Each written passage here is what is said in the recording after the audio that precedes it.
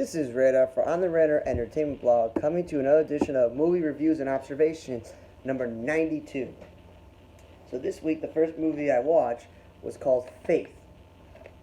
And again, you're a Jewish person. Why you go on and watching these Christian-based movies about things in the New Testament, or movies about believing in God and all this other stuff? Because when you're Jewish, like Christianity, you believe in God and you believe in certain things. The thing about this movie was I watched it because it was only in the hour and 20-minute mark. The issue was there was really no conclusion, really. It's about a struggling man with his own problems, and his wife has got mental complications, and she's dealing with certain things, and they're both flawed. And he's a working man who owns a farm, and they go to church, blah blah blah. So they're Christian believers. They go to church all the time. Their son tragically dies by overdosing, and they don't know why. And the wife, who's had these issues mentally, she blames it on herself, and she leaves, and he's all by himself, and he gets into alcoholism, and his father shows up. And the funny thing is, if you look here in the back, this dude right here playing his father, I'm laughing at this because Brian Garrity, I've never heard of him, nor have I seen him before. And maybe because he's not that famous of an actor, and he's like a white male, blondish hair, average height, average weight, that it wasn't until he played Ronald Pertman, the creepo dude who drove a truck in Big Sky and kidnapped the girls, and now he's in season 2, he's under lockdown by whatever the thing is. That dude plays a creepo weirdo, has a weird fetish with his mother and things like that. So it's weird to see him in a movie where he's playing a man of faith and he's like the main character, because I don't think he's that amazing of an actor. And that creepy dude I showed you, every time I watch a show, he's always like that guy who just got out of prison, or he's the guy who's stalking or creeping on somebody, or he's a murderer suspect. So both these people playing like the father and son of Christian believers, I didn't really believe in that. And then the woman looked more Middle Eastern than she did white. It was really weird. And I don't know what the whole point of this movie was. For him to go into alcoholism, to her to go wherever she is, and then it just ends the movie. I don't know. It wasn't that great, so I don't get why the whole point of this movie was made if there was no real epiphany happening.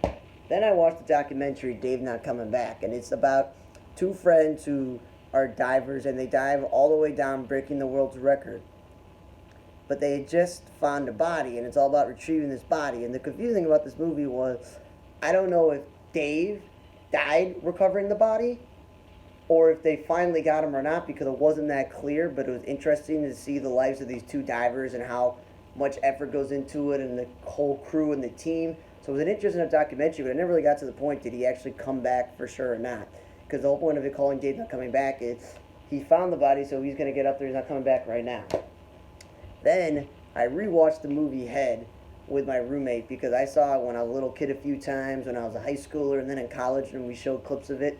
It's really like a psychic trip of a movie where they're in a studio, and you could tell they're in a studio, and they're tired of being in the studio when they do all different scenes like cowboys and aliens and all this other stuff, and the characters questioning why they do things. And it's not the world's greatest movie because it's horribly written and put together. Sorry, Jack Nicholson.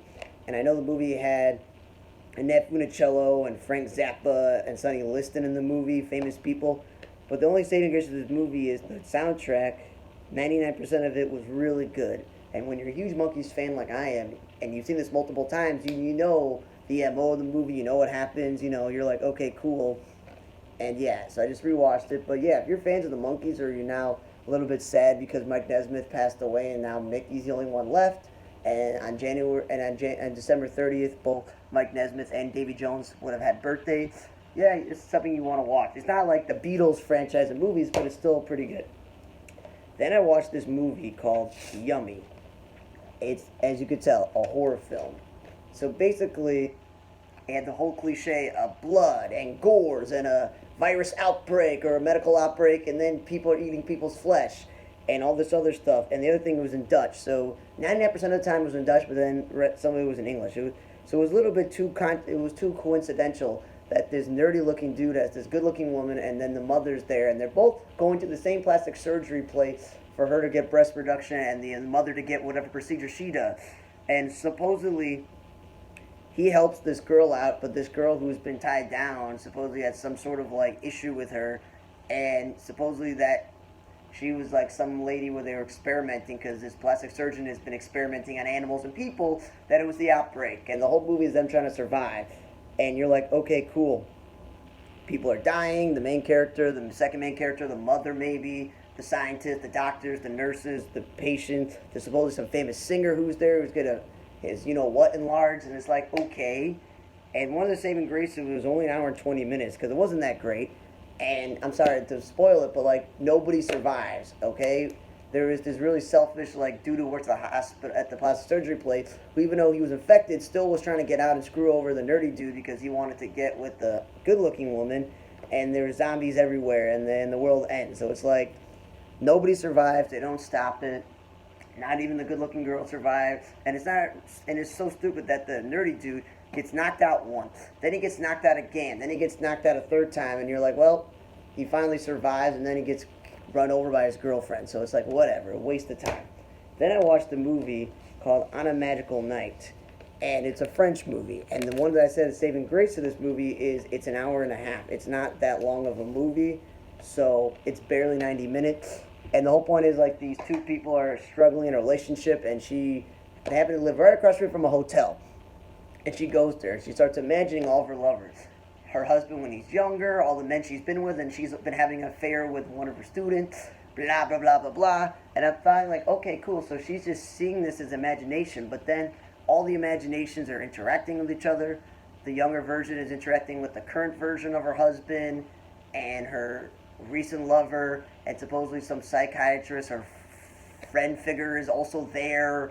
And then the husband's young first love when he was young adult was his piano teacher, and she Kim, and she can see all the hallucinations of the woman, and there's a baby but there's not a baby, and it's just like all over the place. It's one thing to be like them hallucinating their ex-lovers and dreaming about them, but then they all interact with each other, then they're interacting in the real world and with each self, young and things. They could have just made this movie and said, you know what, this is a science fiction movie or a fantasy movie. It's not a drama, a romance type of movie, but it's just like, again, not a great movie. There's a reason probably why the library doesn't own Yummy or Faith or On a Magical Night. Then I watched the Nickelodeon story, which is called The Orange Years. It was a documentary of the woman who created Nickelodeon and how it came from like these other people in Columbus, Ohio, with puppets and game shows and educational shows, and how they then exploded with Double Dare, Legend of Temple, all those game shows, Rugrats, Ren and Stimpy, and Doug for the cartoons, the whole slime thing, then Nick Jr. for like little kids, and it showed everything. It showed how they had, sketch comedy shows and like scary stories and Nickelodeon movies, and then how it merged into like merch and all this other stuff, and that the creator of Nickelodeon wasn't what she wanted to. She wasn't want to sell stuff, and how they created studios in Orlando and all the other cool stuff, and they had Drake Bell and Kenan Thompson and Kel Mitchell. No Amanda Bynes show mentioned. They even mentioned Drake and Josh or some of the other cartoons. But yeah, like Rocket Power and Danny Phantom. But yeah, it was pretty cool to watch this, especially even though Nickelodeon technically maybe started in the late 80s, early 90s, and I was just born in 1992. And I did consume all the reruns of all the classic live-action shows, cartoons that came out before I was born or old enough to watch. Some of those game shows, some of those other stuff. But for the most part, it was a really good documentary. And then, the people that collect all this stuff, all this, their own type of, silly putty and all this. So it was pretty good to relive the nostalgia, especially on New Year's Eve as we're entering a new year, as we're now in January. And I'm 29 years old, but yeah, I'm not, wasn't alive for some of this and wasn't old enough, but yeah, it was really cool to live nostalgia of Nickelodeon. Then I watched the longer movie, how I usually do on Saturdays, and it's called Advocate. And this was basically about a Jewish Israeli woman who defends Palestinians. She defends feminists and fundamentals, nonviolent demonstrators, and our militants, and all the Jews and Israelis think that she's a traitor because she's doing this. And the movie's about her trying to help a 13-year-old boy. And then it shows all the other things she's done in the past, archival footage. And I'm not sure if this was like somebody who's close in the family said we should make a movie about her, or the Palestinians or whatever. I'm not getting into politics, but it was interesting enough to watch. Oh, a Jewish Israeli woman fight for Palestinians and other people when others wouldn't in that country. So yeah, it was overall interesting enough. Just someone who is a Jewish person, I don't really dying to watch a movie about a woman defending people who supposedly have done terrorist attacks, but either way, it was interesting enough. But yeah, I think the best thing that I watched this week was rewatching Monkey's movie Head, even though it's not the world's greatest movie, and the Nickelodeon years, the Nickelodeon story, Orange Years. Probably the two best things I watched. I will say Dave Not Coming Back was okay, but Yummy, On a Magical Night, Faith, not so good, an Advocate. It depends on what you think with the subject matter. Thanks for listening to another edition of Movie Reviews and Observations, number 92. Wow, we're like 8 away from 100 as we get into the new year. I'm Radar. Thanks for listening. This is For On the Radar Entertainment Blog. See you guys next time.